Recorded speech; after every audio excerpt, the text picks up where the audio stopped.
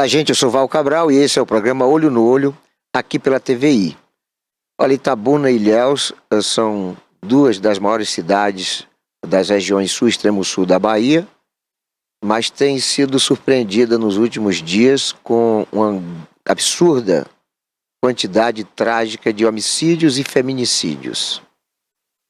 Suicídio envolvendo pessoas jovens e que tem dado para essas populações uma complexidade de entendimento, porque nós somos de uma região alegre, de uma região beneficiada pela natureza, como a maior parte da Mata Atlântica, com belas praias, com festividades que são cotidianas. Mas as pessoas parecem que não estão entendendo que o momento é de alegria e acabam veredando por caminhos que são tortuosos e que são criminosos. Muitas mulheres sendo assassinadas no eixo Ilhéus-Itabuna. Muitos homicídios, talvez em função de estarmos fincados no estado campeão nacional de número de pessoas assassinadas no país.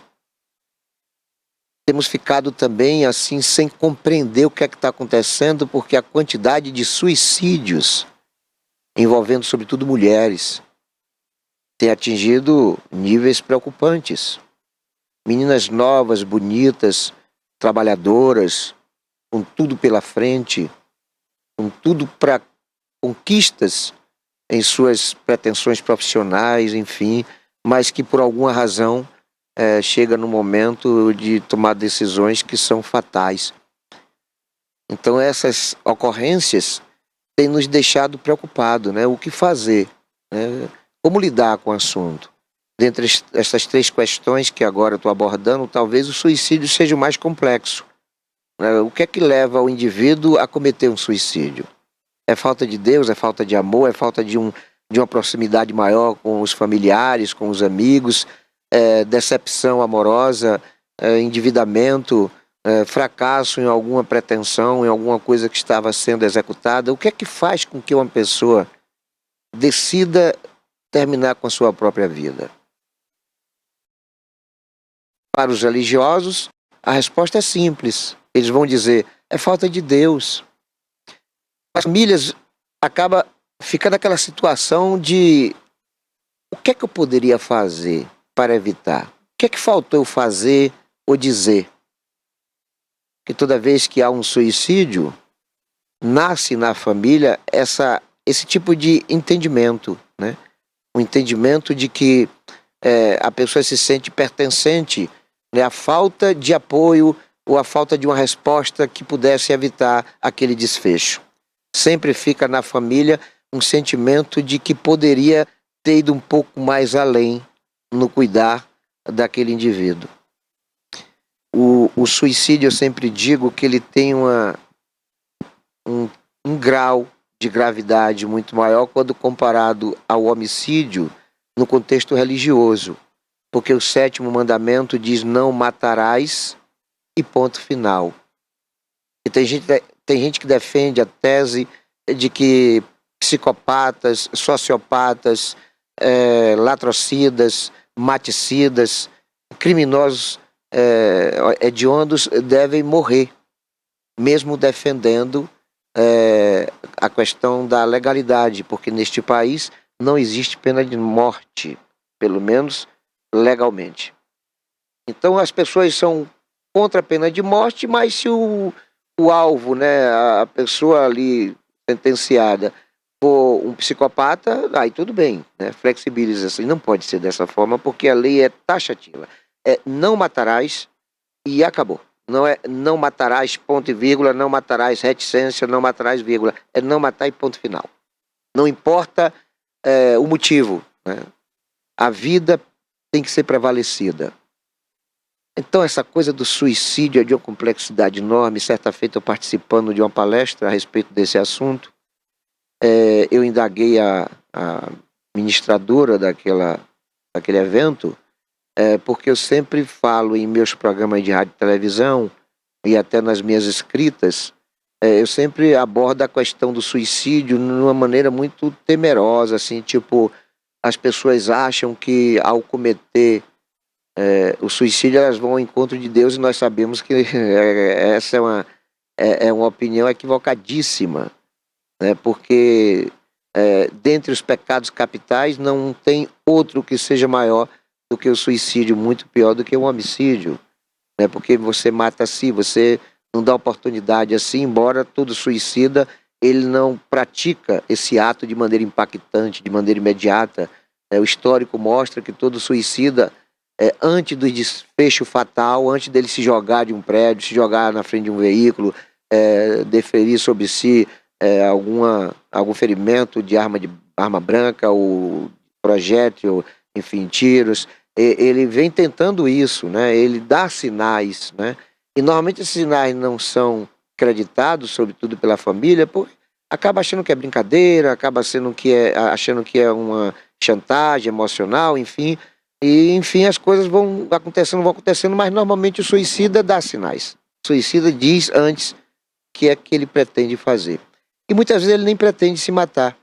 Ele quer usar aquela ameaça mais como uma súplica para que as pessoas lhe estendam a mão, porque ele não tem com quem contar e sozinho ele não pode resolver o problema que ele está submetido. Então, o suicídio é de uma complexidade enorme, porque não tem como você definir uma causa, uma forma de evitar, uma sinalização que possa antecipar decisões, enfim. Suicídio é um negócio muito complexo, porque eu não participei só de um ato abordando esse assunto, eu já participei de algumas situações relacionadas a essa questão, inclusive já fiz algumas leituras a respeito do assunto. Eu sempre digo que é difícil, é complicado você ter definições sobre o que fazer para evitar um suicídio, o que fazer para desestimular a pessoa que está com pretensão de suicida, não prosseguir com aquela pretensão. Então, é uma coisa muito difícil, mas o fato é que essas ocorrências têm sido costumeiras. Nós estamos vendo Itabuna e Ilhéus sendo palcos, né, de dramas, né, de pessoas jovens se suicidando. Recentemente eu tive também a notícia de um pastor que se suicidou, e eu achei o cúmulo do absurdo, né, porque o pastor é conhecedor da palavra, né, ele é um líder de um rebanho, ele é líder de centenas, talvez milhares de pessoas, e quando ele comete esse ato, ele acaba dando para as pessoas um péssimo exemplo, né, uma coisa decepcionante. Porque uma pessoa que é dotada para falar, para promover e fomentar a vida, acaba cometendo um suicídio. Suicídio é satânico. Suicídio não é coisa de Deus. Suicídio é uma coisa lastimável, é uma coisa que a gente não pode compreender como humana, né? Como lógica, como cristã, como deusista. O suicídio ele é egoísta, o suicídio ele não pensa nas consequências, o suicida ele está ali mesmo com as suas tentativas de súplicas para ser socorrido, ele não dimensiona, né, o efeito daquele ato, né, as consequências na cabeça de familiares, de amigos próximos, e todo mundo sofre, todo mundo vive aquele momento como se fosse uma coisa absurda e se sente impotente e até certo ponto responsabilizado por não ter tido nenhuma fala e nenhuma ação que pudesse impedir, né, aquele desfecho. A questão do feminicídio não é de agora, é óbvio, né?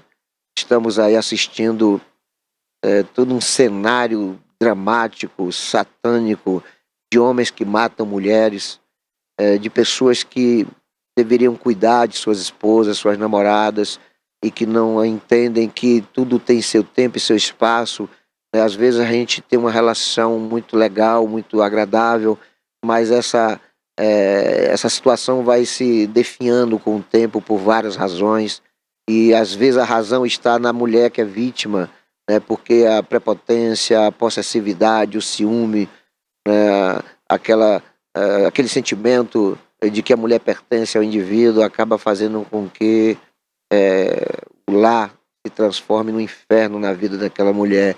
E quando ela decide simplesmente acabar com aquela relação, o agressor, marido, namorado, o ex-marido, o ex-namorado, não entende que este é um direito dela, que ela não pertence a ele. E todo indivíduo tem o seu direito de liberdade. Ninguém pode conviver com alguém simplesmente por conta de estar submetido a uma condição de refém.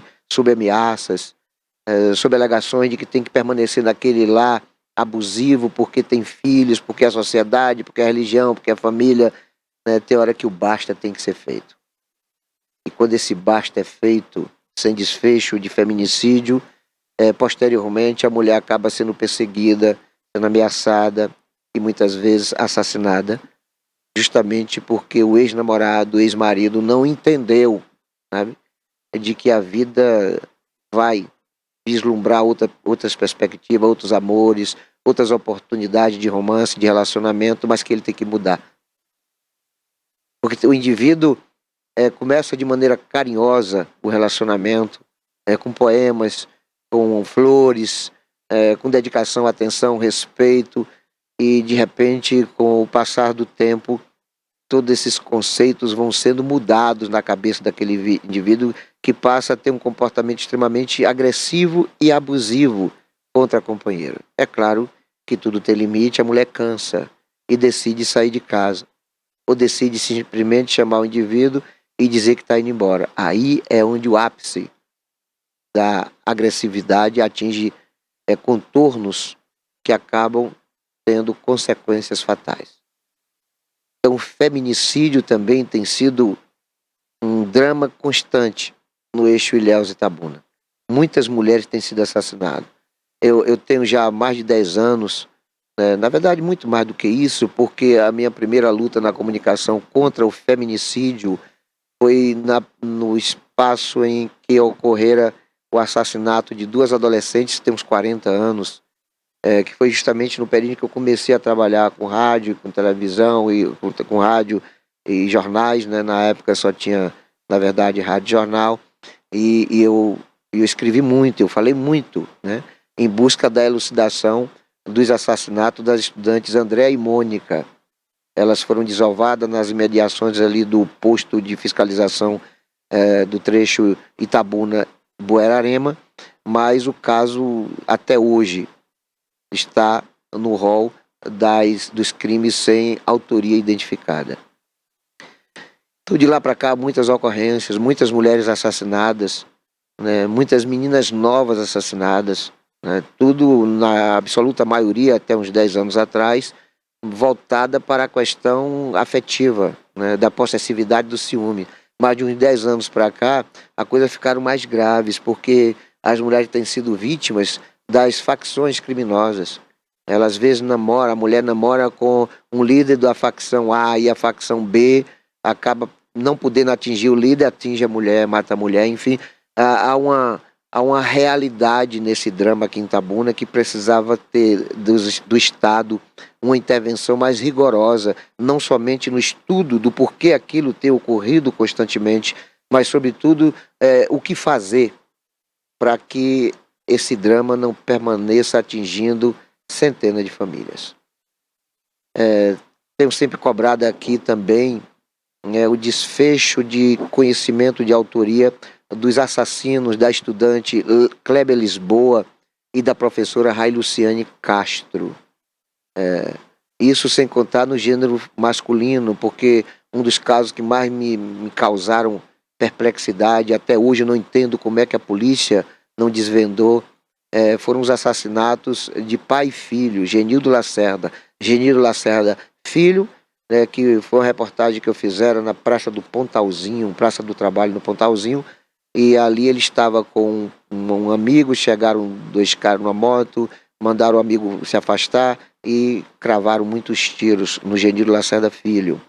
E como aquele crime não estava sendo desvendado, o pai resolveu fazer uma investigação particular, ele mesmo investigando, o que acabou, segundo suspeitas, causando o assassinato dele. E ele também foi morto. Foi morto porque não aceitava, né, o filho ter sido morto por alguém que não tinha sido identificado ainda. Ele acabou também morrendo, e até hoje o Estado, a Polícia Civil, né, a Polícia Investigativa, não deu resultado prático de elucidação desses 2 homicídios, pai e filho. Então, essa questão do homicídio em Itabuna, ela é simplesmente consequência do que está vivendo a Bahia. São 5 anos subsequentes em que os números de assassinato no Estado tem sobrepujado os números de São Paulo, Rio de Janeiro, de todos os demais estados brasileiros. Não há neste país nenhuma unidade federativa com quantidade de homicídios maior do que o da Bahia.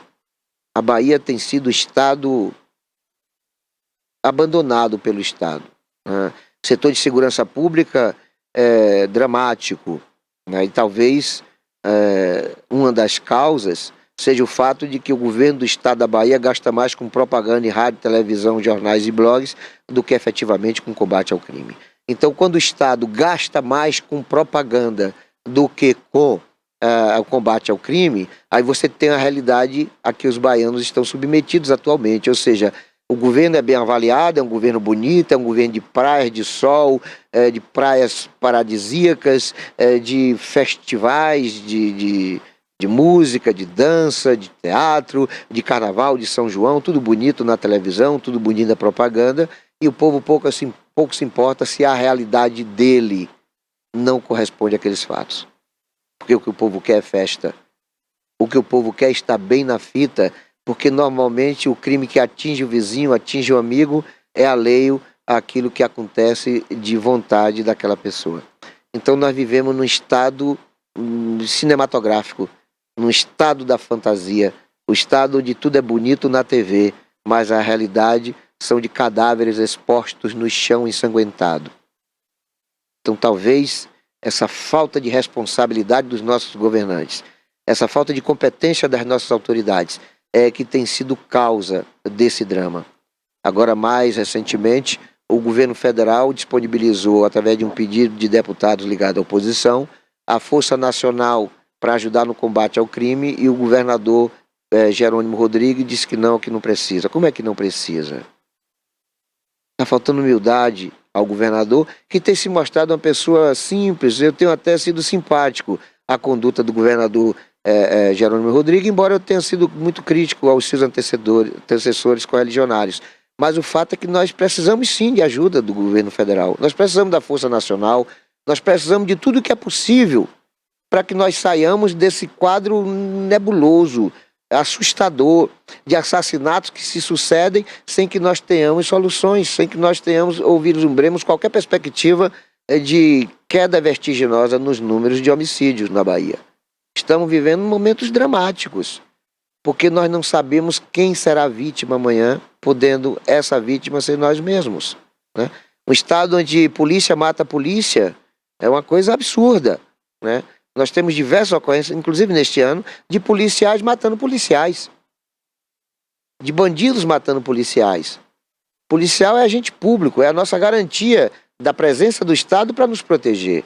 Mas se eles mesmos não são protegidos, se eles mesmos têm sido vítima dessa saga, né, dessa coisa que sangra na Bahia, em 5 anos subsequentes, com números cada vez maiores, colocando o nosso Estado como campeão nacional de violência, aí a gente chega a uma conclusão de que estamos todos num Titanic, estamos num barco que está afundando.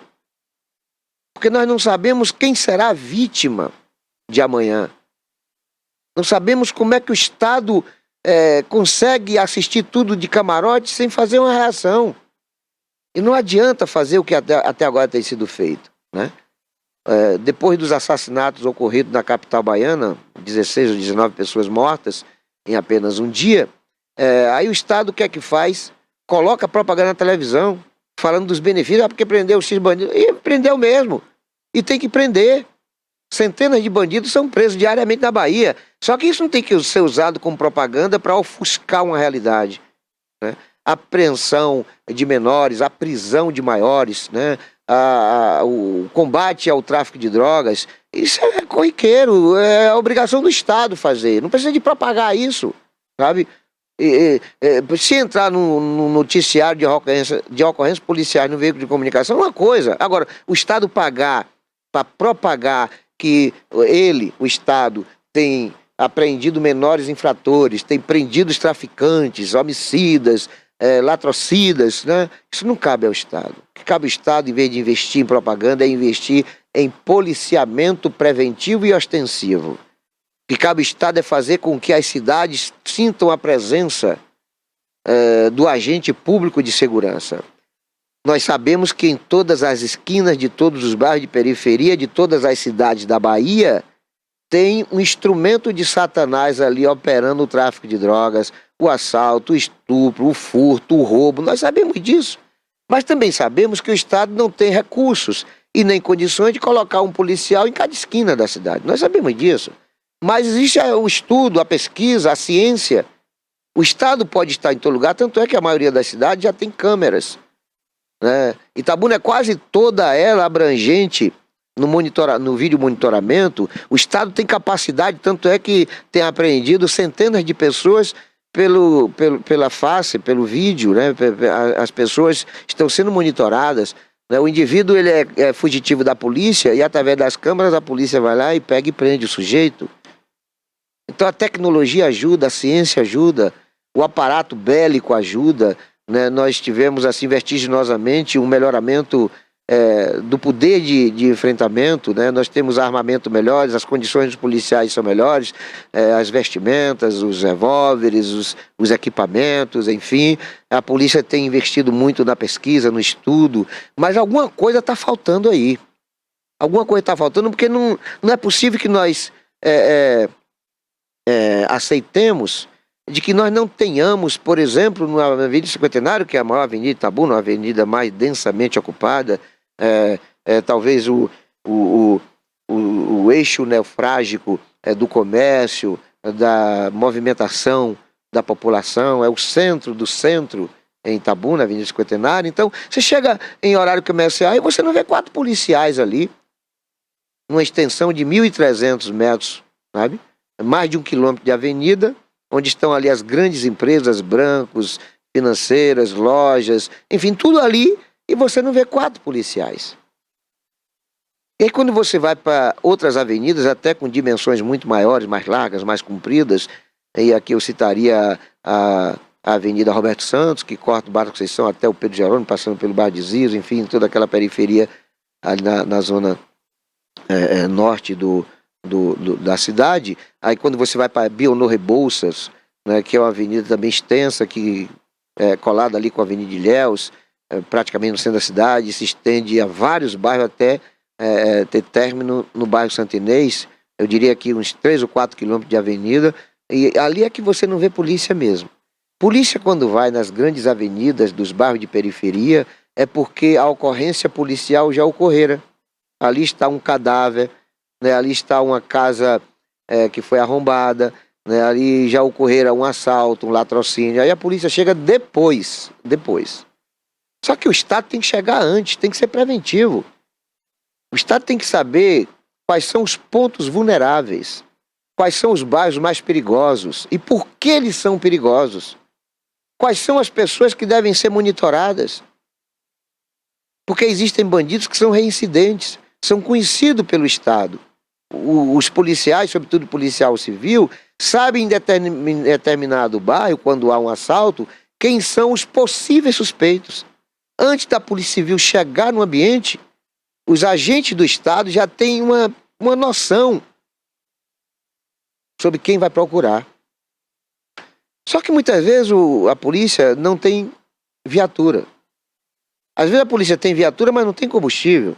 E aí é onde vem uma outra situação nesse contexto, que eu acho um absurdo, que é prefeituras terem que pagar combustível para viaturas policiais, refeições para policiais, reforma de delegacias, que são responsabilidades diretas e exclusivas do Estado.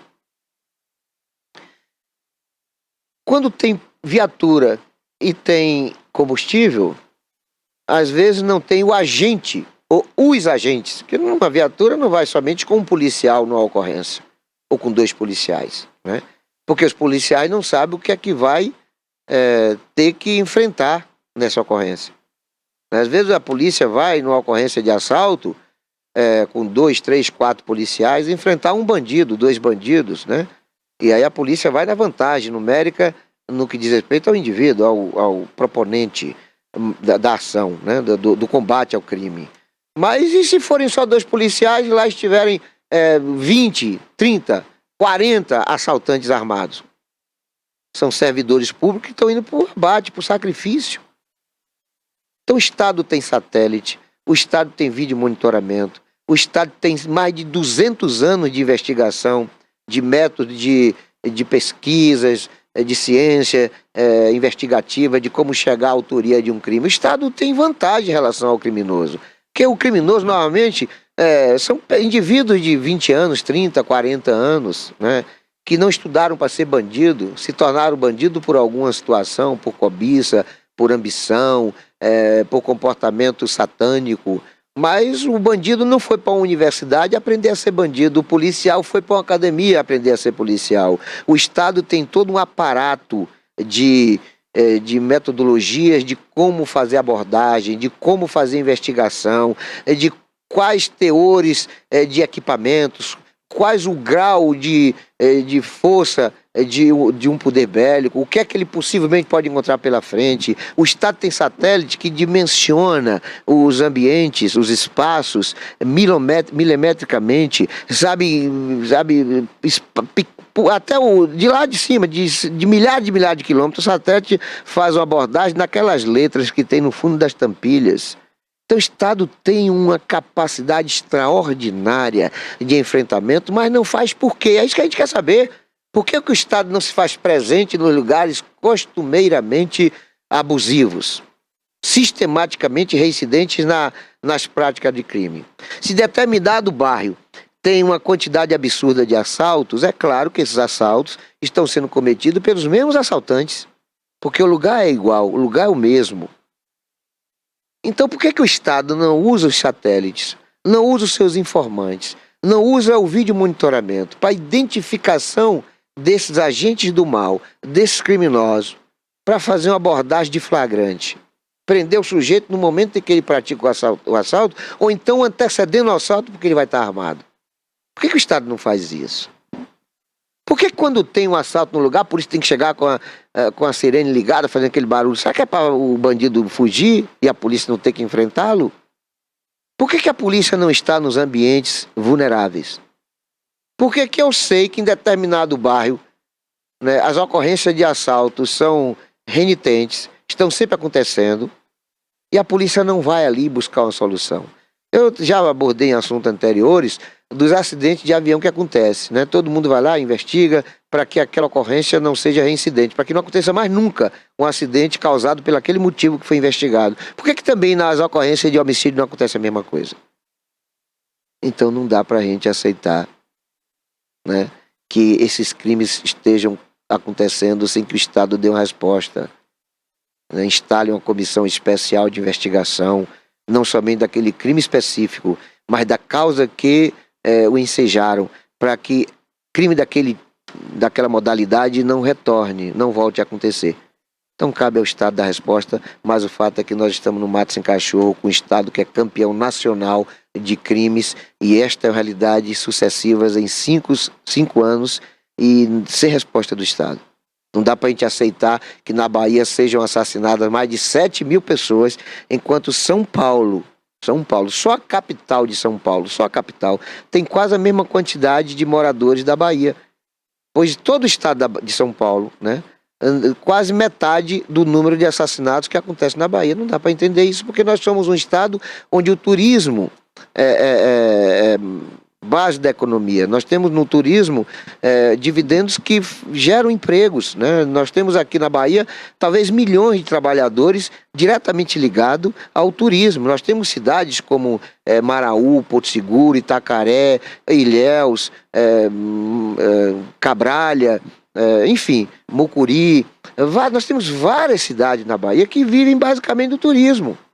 E qual é o turista de São Paulo, do Rio de Janeiro, de Minas Gerais, de Goiás, de outros estados, de outros países, que vão querer vir para um estado onde o assassinato tem sido o cartão postal, onde as práticas dos crimes variados são uma realidade cotidiana. Tá? Todo mundo sabendo que todo dia se mata gente na Bahia.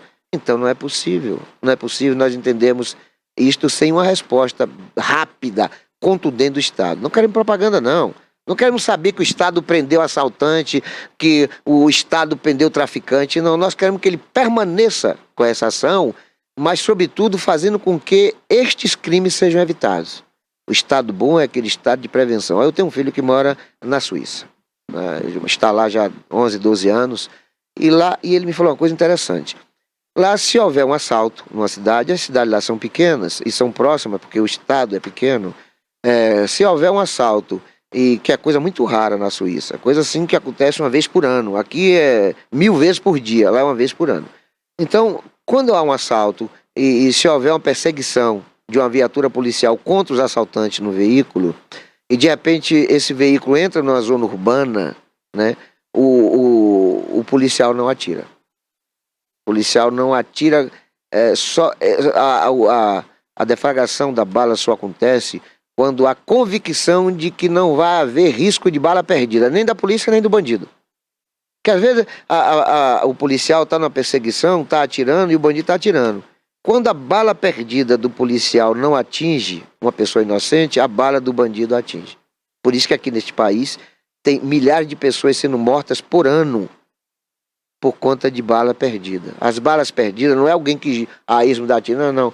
Normalmente é confronto de polícia contra bandido e de bandido contra bandido. E aí morrem pessoas que são inocentes. Pois lá na Suíça, havendo perseguição, a polícia prefere perder os bandidos, deixar os bandidos irem embora, do que arriscar um indivíduo inocente, que não tem nada a ver com aquela ação, ser vítima de uma bala perdida. Porque lá a polícia sabe que mais cedo ou mais tarde aquele bandido será preso, né? Porque lá o sistema funciona. Aqui, infelizmente, não funciona. E por que não funciona? Aí é uma outra discussão, né?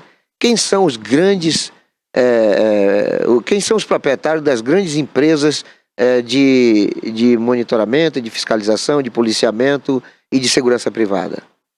São oficiais da polícia. Veja aí, não tem essas empresas de vídeo monitoramento, de vigilância eletrônica, polícia privada? Os donos daquelas empresas são oficiais da polícia militar ou da polícia civil. Aí você acha que esse comandante da polícia civil, da polícia militar, vai querer que esteja tudo apaziguado, que esteja tudo bem naquela cidade? É óbvio que não. Porque quanto pior estiver a segurança, mais vai ter necessidade do empresário, do comerciante, do fazendeiro contratar a empresa de segurança particular dele. Isso é a realidade. A mesma coisa acontece na saúde, aí como um assunto puxa o outro, né? A saúde é a mesma coisa. Quem são os grandes donos das empresas de saúde privada? São médicos. Você não vai ver empresário, dono da Unimed, dono dessas empresas de saúde privada. Não é tudo médico ali, sabe? Então aquele médico que é dono daquela agência ou daquela empresa de saúde, você acha que ele vai ter interesse da saúde pública estar funcionando? É claro que não. É óbvio que não. A educação é a mesma coisa. Os grandes empresários das faculdades, das grandes escolas privadas são professores. E na minha época de estudante, adolescente, a gente não saía da 4ª série primária para admissão ou para a 5ª série sem dominar perfeitamente as 4 operações matemáticas, sem dominar a conjugação de verbo, vocábulo, sem ter conhecimento vasto de ciência, de biologia, de geografia, de história. Hoje basta o aluno de 4º ano primário frequentar 80% da sala de aula, ainda que ele vá para lá brincar, jogar papel na professora, jogar pedra na professora, jogar carteira na professora, mas se ele frequentar 80% das aulas, independentemente da sua qualidade de aprendizado, ele será aprovado. Ele sairá da 4ª série primária para a 5ª série. Será aprovado automaticamente, porque o governo precisa dizer para o mundo que o Brasil tem uma alta taxa de aprovação escolar. Veja aí esses meninos que estão fazendo o Enem, o SISU, o próprio vestibular. Veja aí, muita gente escrevendo 7 com C, muita gente trocando 2S por C cedilha, enfim, muita gente escrevendo N antes do B e antes do P, muitas coisas que são infantis, que a gente aprendia lá no 3º ano primário. Essas coisas a gente aprendia, né, há 40, 50 anos atrás, a gente aprendia no 3º ano primário. Você já sabia as regras gramaticais. Hoje não, hoje virou um negócio, uma piada de mau gosto. Você vai Eu tive esses dias numa aula de filosofia na UESC e mais de 40 alunos, e a maioria perguntando se eu era professor em que área. É brincadeira um negócio desse? Não tem nem percepção, porque está habituado a assistir Big Brother, partida de futebol, né, discussões banais de coisas de novela. Aí cadê o aprendizado dessa turma, né? Não é uma responsabilidade, nós estamos com a geração perdida, isso é um fato. Porque nada tem funcionado nesse país. Nada, nada, nada. Eu comecei falando de Ilhéus e Itabuna, mas os problemas são generalizados, né? Nós temos problema de toda a ordem, e o que é pior, nos setores cruciais para a qualidade, né, da sociedade e para o desenvolvimento humano. Porque é uma sociedade que é mal, né, que é muito ruim em fatores preponderantes para o desenvolvimento do indivíduo, como ciência, como educação, como arte e cultura, empregabilidade, segurança e saúde. Uma sociedade dessa é doente. E nós estamos na UTI há muitos anos. O governo gastou para fazer estádio bilhões de dólares, bilhões, em detrimento da necessidade de saúde pública. Numa Copa do Mundo que fez nós sairmos de lá com a vergonha de 7-1 para a Alemanha, nós pagamos um vexame. Preterimos setores cruciais para a qualidade da vida humana, como de saúde, para investir em futebol. Tudo bem, eu acho que entretenimento, lazer, diversão são importantes na vida da pessoa. Mas muito mais importante do que o governo dar um estádio de futebol, a Fonte Nova é um exemplo disso, né? Denúncia de corrupção envolvendo mais de 400 milhões de reais, dinheiro que seria suficiente para resolver muitos problemas de pessoas enfermas. Mas nós vivemos num país onde um faz de conta que vale, né? Estamos aí com um presidente que só seria presidente de país de terceiro mundo. Jamais nosso presidente seria vereador num país civilizado, na Dinamarca, na Suécia, na Suíça, no Canadá, nos Estados Unidos, na Inglaterra, na França, na Espanha. Ele jamais seria vereador num país, mas é presidente da República, fazer o quê, né? Nós vamos a um breve intervalo, a coisa é muito rápida, é um pelar e um pecar.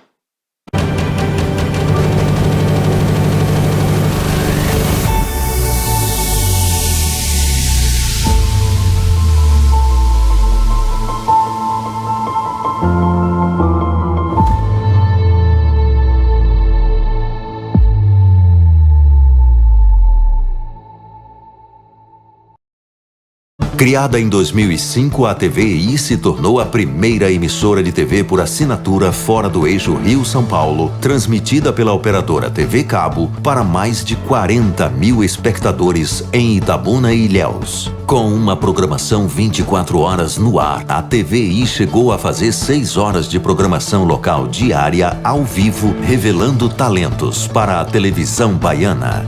Inserida na Lei do Cabo, a TVI passou a integrar o seleto grupo de TVs com programação qualificada junto à Ancine e contribui com a capacitação do mercado audiovisual da Bahia para a captação de recursos para a produção de minisséries, reality shows, documentários e outros produtos de entretenimento para as mais variadas plataformas. Equipada com estúdios de áudio e vídeo e modernas ilhas de edição, a TVI também está preparada para trabalhar no jornalismo factual local, inclusive utilizando sua unidade móvel SDNG. Passando agora por uma reestruturação, a ação programadora detentora do canal TVI se prepara para transformar o sul da Bahia em um polo de teledramaturgia, movimentando o mercado do audiovisual da Bahia. TVI é da Bahia, é da gente.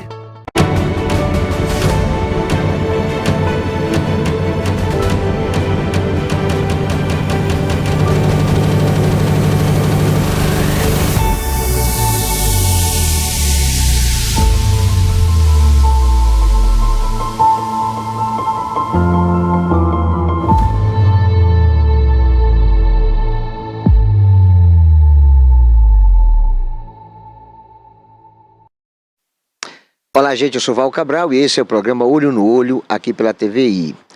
Olha, nós somos de uma região, o sul da Bahia, que ela, por muitos anos, sustentou todo o estado baiano com os recursos advindo dos 10% de exportação do cacau. Foi com esse recurso que a Bahia passou a ter o desbravamento da zona do Sisal, da Chapada Diamantina, do sertão da Bahia, da zona metropolitana de Salvador, com construção do posto de Aratu, posto industrial, centro industrial de Aratu, do polo petroquímico de Camaçari, enfim, o desbravamento da economia, o desenvolvimento econômico e financeiro do estado da Bahia teve a origem na monocultura do cacau, né? Nós temos até uma coisa que é retórica, mas que é fato, né? Uma coisa que é constantemente propagada, mas que fez parte da realidade. O Estado só pagava folha dos seus servidores depois que vinha o imposto do cacau. Então o cacau foi manutedor da Bahia por muitos anos, por muitas décadas, né? Mas aí veio o crime da vassoura de bruxa, quando bandidos encastelados no governo do Estado, no governo nacional, através da CEPLAC, implantaram, né, a vassoura de bruxa em algumas fazendas, que foi disseminando e acabou. Nós temos aqui um flagelo com suicídios, com falências e com empobrecimento da região.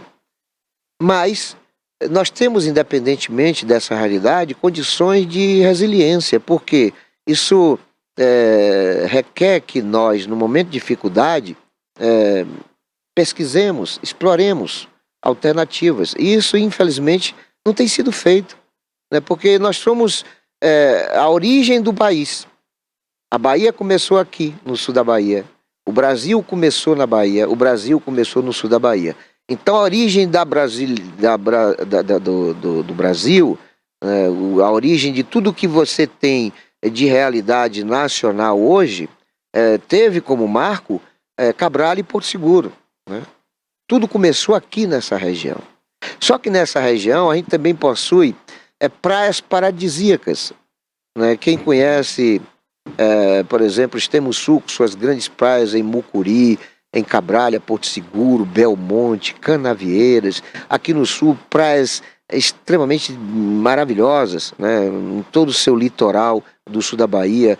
Nós temos em Pau-Brasil o que a gente vai buscar em Chapada Diamantina, que são as grandes grutas. Nós temos hotéis fazendas, nós temos a Mata Atlântica, a maior em todo o território nacional. Nós temos uma biodiversidade fabulosa, né? Nós temos artistas. Eu tenho um quadro, eu sou um amante das artes, eu tenho um quadro de Valdirene, de Manassés, de Carlos Santal, eu tenho 46 telas pintadas por artistas, eu tenho escultura do Giovanni, do Carlos Albérico, eu sou um amante das artes, da cultura, mas também o Subaiano tem esse perfil, não sou eu apenas, né? Nós gostamos de arte. E o que é feito de arte nessa região? Quanto tempo faz que nós não temos um festival de música, de dança, de teatro, né? Coisas simples da tradição da região, como por exemplo na época do São João, um concurso de quadrilha junina. Quanto tempo isso não acontece, né? Aí a Prefeitura de Itabuna traz Safadão, 70 milhões, quando por 70 mil poderia ter realizado um concurso de quadrilha envolvendo no mínimo 100 quadrilhas, consequentemente tendo diretamente ligado ali 8 mil pessoas em diversos bairros da cidade, movimentando a cidade não somente no período, né, dos dias que transcorre o São João, mas 4, 5, 6 meses antes, porque existem os ensaios, e aí os ensaios movimentam, né, aquela comunidade, enfim, coisas fáceis de serem feitas e baratas, mas aí as nossas autoridades preferem investir com coisas que não têm perfil dentro da nossa realidade. Porque, por exemplo, o sujeito que é fã do Safadão e que é lá de Goiás, de Minas Gerais, de São Paulo, de Janeiro, que quer passar o São João tradicional na Bahia, aí sai de lá para vir para Itabuna, quando chega aqui não se depara com nossas tradições musicais juninas, e sim com Safadão. Safadão eles têm lá, eles não precisam deslocar dessas cidades, desses estados, para vir para uma festa de São João para assistir show de Safadão. Não combina, não tem lógica, né? O sujeito sai do Maranhão, que é a referência nacional do reggae, aí vem para uma festa de São João em Itabuna, onde a atração é Edson Gomes. Quer dizer, não tem sentido. Não tem sentido. Eu tenho criticado isso já há algum tempo. Eu falei, São João tem que ser de forró de chachado, sabe? E de baião. São João tem que ser uma festa tradicional do ritmo musical do momento. Eu frequentava o São João de de Ubaitaba, que era Forró do Pitu, alguma coisa parecida, e deixei de fazê-lo, porque da última vez, há uns 10 anos atrás, quando eu estive lá, 10, 12 anos atrás, eu saí muito chateado, muito aborrecido, porque 90% do repertório musical do São João de Ubaitaba era rock, era axé, era música sertaneja, romântico, ré. Para com isso. Quando eu me desloco de Itabuna para uma outra cidade, para uma festa junina, eu quero ouvir forró, chachado, baião, eu não quero ouvir Roberto Carlos, eu não quero ouvir Chitãozinho e Chororó, Zezé de Camargo, até porque eu sou fã deles também, cara, mas cada qual no seu quadrado. O Safadão, legal, o Luan Santana, o Léo Santana, sabe? Esses caras são fabulosos, são ótimos. Eu sou de pagar e pagar caro para assistir um show dessa pessoa, até porque minha esposa é fã desse povo aí, então eu sempre vou em show, já fui em inúmeros shows, né, pagando caro, pagando R$150, R$200 para assistir esses caras, mas não vou de graça na festa de São João. Não vou. Eu já falei uma vez aqui que agora no último São João, eu recebi de uma autoridade aí 2 pulseiras, uma para mim e para minha esposa, para ir pro camarote oficial, com tudo lá disponível, comida, bebida, para assistir o show de Amado Batista. E eu até certo ponto fui deselegante, agradeci, me senti lisonjeado pela lembrança, pela cortesia que estava sendo oferecida, mas eu disse para a pessoa que eu não podia aceitar ou ser radicalmente contra Amado Batista em festa de São João. Eu saí daqui de Itabuna uma vez, eu tenho mais de uns 2 anos isso, para assistir um show de Amado Batista em Salvador, porque minha esposa é fã de Amado Batista. Eu também gosto muito dele. E nós fomos assistir em Salvador, exclusivamente por conta do show de Amado Batista, em Salvador. Mas eu não saio do Bar da Conceição para o centro da cidade para assistir um show de Amado Batista de graça, com comida paga, bebida paga, no centro da cidade, no contexto de uma festa junina. Né? Cada qual no seu quadrado. Não sou careta, mas eu sou radical naquilo que eu acredito. Então, como é que eu sou contra o Léo Santana? Aquele cara é um monstro, cara. É um artista fabuloso. Eu não sei se no Brasil tem coisa melhor. Acho que Bel Marques e tal, mas ele é muito bom, cara. Eu fui num show do Léo Santana. Deviam ter lá umas 20 mil pessoas. Ele consegue empolgar todo mundo dança, todo mundo participa. Quando ele manda a plateia suspender a mão, ele tem um poder de liderança enorme sobre o seu público, e é um show formidável, né? A musicalidade dele é boa, a baianidade dele no palco é uma coisa inquestionável, mas Léo Santana no São João não, de jeito nenhum. Mas de jeito nenhum. Assim como eu não quero ir num festival de rock assistir forró. Eu sou meio quadrado esse negócio aí. Tudo tá dentro da ordem. Eu sou um pouco metódico em relação a isso. Então tá faltando muita coisa ainda pra gente nesse contexto de arte, cultura e de turismo. E nós somos um estado com apelos fabulosos de atrair o turista, né? Os nossos preços não são caros, né? Você fica, por exemplo, numa pousada boa, num quarto com ar-condicionado, numa pousada com piscina, próximo da praia, você paga R$160 a diária, quer dizer, é um preço barato, né? Não é caro uma pousada hoje em qualquer cidade do litoral baiano, né? Os preços não são caros, né? Você está na praia, as pessoas vêm oferecendo um prato de acarajé, R$15, vários, parece que 12, 10 acarajés pequenos e tal. Não é caro, né?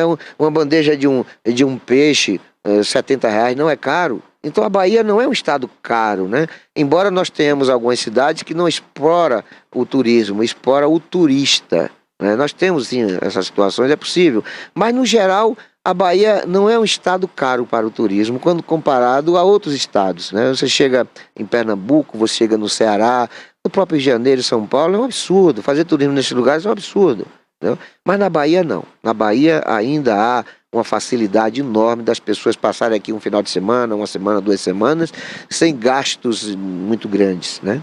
Então nós temos aqui preços que atraem, nós temos uma população alegre, né? Eu fico assim, muito à vontade na praia, que de vez em quando vem assim aqueles vendedores folclóricos que cantam, que dançam, que fazem piadas, que é um show à parte, né? Os vendedores de praia é um show à parte, né?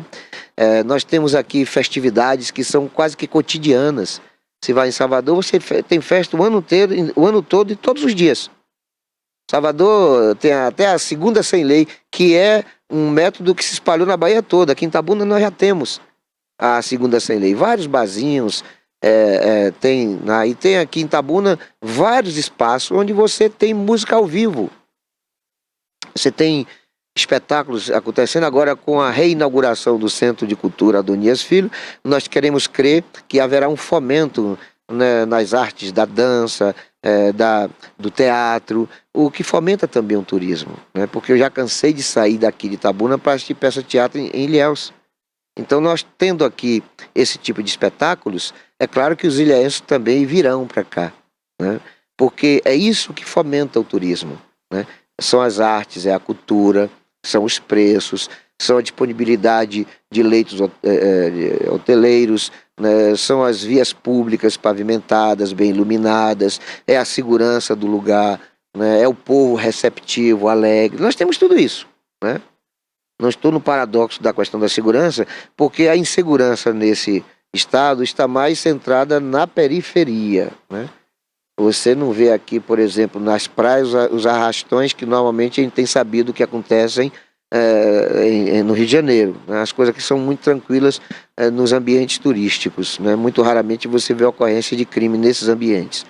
Mas, enfim, o turismo tem que ser explorado na Bahia, né? Os apelos históricos, as artes, as festividades, mas nós não temos isso, né? A França, que é um país do tamanho da Bahia, quase do mesmo tamanho da Bahia, né? Se for maior um pouquinho, né? Mas a França tem 65% da sua economia oriunda do turismo. O mundo inteiro vai para a França para visitar seus museus, suas galerias de artes, suas cidades históricas, sua história, né? Conhecer de perto, ver os ambientes onde viveram personalidades conhecidas no mundo inteiro. Então a França explora bem o turismo, a ponto de em cada 100 euros, 65 euros serem advindos do turismo. Aqui no Brasil não chega a 3%. E nós temos aqui a Amazônia, nós temos aqui o Rio de Janeiro, nós temos Salvador, nós temos mais de 8.000 quilômetros de uma costa paradisíaca, com belas praias, né?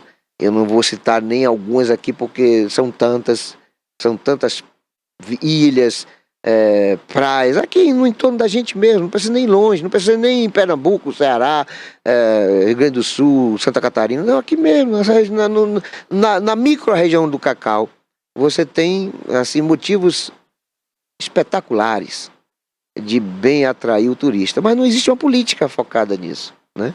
Quando o governo federal faz uma propaganda do turismo, né, no âmbito internacional, é mostrando o carnaval, mulheres com fio dental, aquela coisa mais voltada para a promiscuidade sexual, para a banalidade, enquanto que nós temos aqui coisas que são extremamente mais atrativas. E quando o turismo é local, por exemplo, o que é que a Bahia faz para atrair o turista? O governo do estado normalmente faz um cerimonial em São Paulo, Rio de Janeiro, Brasília, convoca as agências de turismo, a sociedade local, os empresários e tal, para apresentar o Carnaval e o São João, como se a Bahia tivesse no seu setor de turismo restrita a Carnaval e a São João, né? Parece que o verão nosso aqui é muito mais agradável do que o verão de outros lugares. Parece que o ar que a gente respira aqui, ele é menos asfixiante do que a grande maioria dos outros ares. Então tudo aqui é mais bonito, né? Até as pessoas feias aqui são atrativas, né? Você chega em Salvador, aí você vê aquela pessoa desdentada, maltrapilha, mal penteada, mas começa a dançar, começa a brincar e aquela pessoa se torna bonita, né? Então nós temos aqui coisas que são nossas, mas o Estado não explora esse atrativo. O Estado não vende a Bahia. Por outro lado, as ocorrências de coisas que são nefastas acaba afugentando o turista, né? Aqueles que vêm normalmente retornam, Mas nós estamos atrás daqueles que nunca vieram. Porque, como eu falei anteriormente, nós só temos 3% da economia baseado no turismo. Nós precisamos, pelo menos, colocar isso aí 3 vezes mais, que nós temos 9%, 10%, porque isso vai fazer com que as nossas pousadas e hotéis estejam melhor frequentados, as nossas praias, né? Isso vai gerar o comércio através do emprego e do subemprego, isso vai fazer com que haja mais impostos para as prefeituras e maior desenvolvimento para as populações de cidades turísticas. E não somente aquelas que são ribeirinhas, né, que são praianas, mas, por exemplo, eu cito o caso de Itabuna. Às vezes a hotelaria de Ilhéus está tão ocupada que o turista acaba tendo que se hospedar em Itabuna, até porque de Itabuna a Ilhéus são 40 minutos no máximo. Se você sai da Barroquinha para Itapuã, você leva mais de 1h30 de deslocamento. Mas se você está no centro de Itabuna para ir para a praia Soares Lopes, no máximo 40 minutos. Então você estando em Itabuna, o turista vindo de Goiás, vou dar um exemplo, Goiás, Brasília, para as praias de Ilhéus, né? Se ele se hospedar em Itabuna, no Palace Hotel, no Príncipe Hotel, enfim, no Destaque Hotel, em qualquer uma dessas nossas alternativas hoteleiras, então ele vai estar praticamente dentro de Ilhéus. Porque a rodovia está sendo duplicada, parte já foi duplicada, nós temos uma outra rodovia sendo feita à margem, outra margem do Rio Cachoeira, que vai facilitar mais ainda a trafegabilidade, né? O acesso a Ilhéus vai ser mais rápido, vai ser mais fácil, vai ser mais, enfim, mais cômodo. Então nós temos atrativo, mas nós não temos uma campanha publicitária de atrair as pessoas, para mostrar a nossa fauna, a nossa flora, a nossa gente, as nossas festividades, as nossas artes, a nossa cultura, a nossa história, né? A casa de Jorge Amado em Itabuna está fechada há mais de 2 anos. Como é que a gente vai atrair turistas desse jeito, né? Então nós precisamos de uma repaginação na metodologia dos nossos governantes compreenderem a economia de uma maneira mais vasta, né, mais ampla, né? Nós não podemos nos fundamentar exclusivamente na monocultura do cacau ou na lavoura, mesmo que seja diversificada. Nós não podemos nos restringir aos serviços e comércio. Nós precisamos explorar outras alternativas de geração de emprego e renda, de impostos e de desenvolvimento econômico e comercial. E nós faremos isso se nós focarmos o turismo como uma excelente alternativa para tanto. Estamos agradecendo a todos que sempre nos prestigiam com a audiência. Fiquem todos com Deus. E não se esqueçam jamais de que Jesus é o caminho, a verdade e a vida.